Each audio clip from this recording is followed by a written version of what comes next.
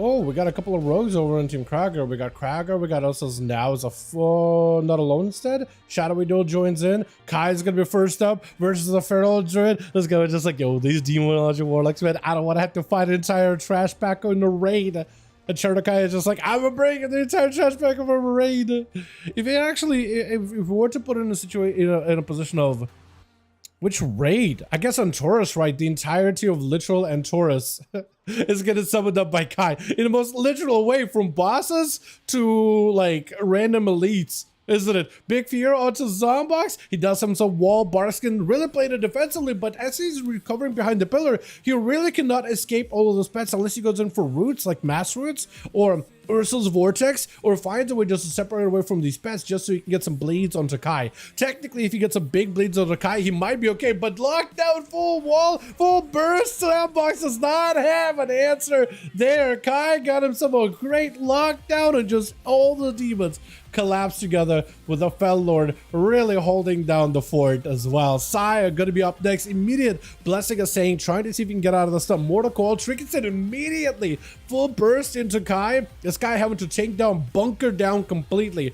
Wall, dark back, everything was used, and Saya is gonna try to see if he can weave in and out behind the pillar to avoid as many casts as possible. Kai with that Fury, if he can lock down Saya in place and get those demons attacking him, he'll be in a golden spot. He got himself Shield of It. It's broken immediately by those demons. Trying to see if he closed the gap. Taking a lot of damage, dude. Once that Fell Lord, the Charhound, the main pet, the secondary pets, Demon Doggos, all of those things are out and about. That is a lot of damage that Saya is going to have to take. Kai just needs to keep that same pressure going at all times. He needs to keep churning out more demons. Got himself another Fell Lord that's going to potentially bubble out of Saya. Fury to follow. Might even the bad spot. Kai does not have a lot of health to work with. Stun to Saya. Mortal Coil to follow. Kai at no health. Saya, I think it's just, yeah, bubble, and he's just perfectly good. He doesn't have to worry about forbearance. He doesn't have to worry about it at all. Man, that forbearance change is such a difference maker for paladins, man. It's not really a win button or anything, but the fact that you could stand the lay on hands or a Blessing of Protection, Spell Warden, and then still have a bubble ready to go, it really lets you play super sketchy. Speaking about sketchy, not alone picking up the eye against trying to see if he can deny it from Saya, and he immediately hits him with a Hodge and is trying to go for a bit of damage of his own. Shield of It up on everything, not alone with the Cloaker Shot is evasion. All defenses sent immediately, breaking past Saya's defenses here. Shield of It, everything up, bop, immediately. As soon as he sees the rogue picking up a bit of damage, Blessing of Protection, bail out of there immediately. Not alone looking for a bit of a reset of his own. First hit by Saya. Also, remember, you can pick up some of these bandages. Definitely should. Definitely should. Because if you can get behind the pillar, catch yourself a quick bandages, you'll be golden. Saya, cheap shots back to back, but not alone. Trying to see if he can make that flagellation work. It's got third by 50%. It doesn't matter. He still gives him a mastery buff. He's still trying to make the mastery buff work. It is still a big eviscerate and does take down Saya. Took him a little bit of a setup. Had to get a bop out of the paladin. The warlock going before the rogue definitely gives the rogue a bit of a better position in order to be able to find a win condition. Now that Saya does not have a bubble and Bob to work with. Not alone though, is still dotted. Vassal does get a slow on the guy before the warlock can get ramped up. That's a full lockdown by the rogue. Saving the Axos for later, I think. Or Axos. Oh, there goes the Axos. I was gonna say maybe the yard from Saya. But no, there was, I think, still maybe the yard. Gloomhound joins in. For not alone, he's going to have to get away from all these pets. Vanish is available, so you can use that as escape. No cloak. Locked down. Might just need to use a vanish either way. He's still dotted them, so the pets are going to be able to find them from Gloomhound, right? Gloomhound? Yeah, it is. Oh, not dotted. Otherwise, he won't be able to use first aid.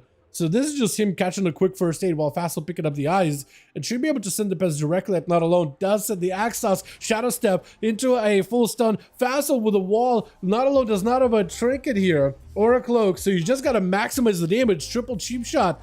Not Alone, not in an amazing spot right now. As he got himself advantage just to get himself, I think, a bit of shielding at the end there, right? Second charge advantage. So he's still playing 2 charges. He does have a kick. Although Fassel could just die. I think it's just Fassel potentially does get a big Orpheus joins in. Although does the Orpheus just swing the direction of this duel into favor of Fassel just with a single lockdown? It literally does. It literally does. That Orpheus really is a tiebreaker. What is this? What's up, Orpheus? How you doing, my man? Hope you're doing good, my guy. Krager up next versus Fassel. Quick shockwave to follow. Warbreaker trinket available. Fassel looking for a bit of damage. And just the reflect at the end. I do love the quick reflects at the end there. It's like Demon Bolt, reflect, they're dead. I love when it's a kill by reflect or a throw. Both of those are very satisfying. Getting Demon Hunter up and running keys. Hell yeah, I'm actually doing the same. I finally was able to level up my DH. It took me a little bit of time, couple of time walking dungeons, but it's so fast, man.